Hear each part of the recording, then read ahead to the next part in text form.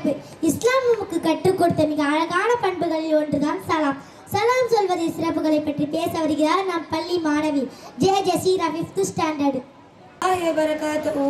கால நபி ஸல்லல்லாஹு அலைஹி வஸல்லம் நபிகள் நாயகம் ஸல்லல்லாஹு அலைஹி வஸல்லம் அவர்கள் கூறினார்கள், அஸ்ஸலாமு கப்லல் கலாமி, பேசும் முன் சலாம் சொல்லுங்கள்.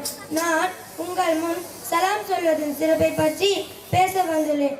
அல்லாஹ் இந்த உலகத்தை படைத்து அதில் பல வகையான உயிரினங்களை உருவாக்கி அவற்றிலே மிக சிறந்த படைப்பாக மனிதனை படைத்தான். அல்லாஹ் மனிதர்கள் எவ்வாறு வாழ வேண்டும் என்ற அழகிய வழிமுறைகளையும் அவனது இறுதி தூதர் முகமது நபி ஸல்லல்லாஹு அலைஹி வஸல்லம் அவர்கள் மூலமாக கற்றுத்தந்துள்ளான். அவற்றில் ஒன்றுதான் முகம்மது சலாம் கூறுதல். இன்றைய காலகட்டத்தில் சலாம் சொல்வது என்பது மிக அரிதாகிவிட்டது.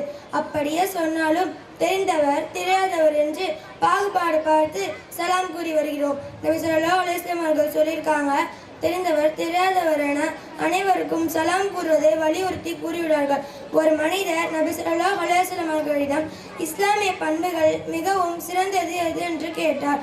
பசித்தவருக்கு உணவளிப்பதும் உனக்கு அறிமுகமானவருக்கும் அறிமுகமற்றவருக்கும் சலாம் சொல்வதாகும் என்று பதிலளித்தார்கள்.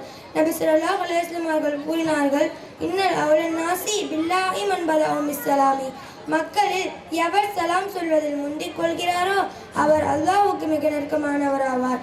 எனவே சகோதர சகோதரிகளே, அல்லாஹ்வால் அருளப்பட்ட நமது நபிகள் நாயகம் ஸல்லல்லாஹு அலைஹி வஸல்லம் அவர்களால் நடைமுறைப்படுத்தப்பட்ட சலாத்தை நம் ஒவ்வொருவரும் மற்றவரிடம் பரப்பி நம்முடைய உள்ளங்களிடையே நல்லிணக்கத்தை ஏற்படுத்த வல்ல அல்லாஹ் அருள் புரிவானாக. ஆமீன். ஜஸாக்கல்லாஹு ஹைரன் கஸீரா. அஸ்ஸலாமு அலைக்கும் வரஹ்மத்துல்லாஹி.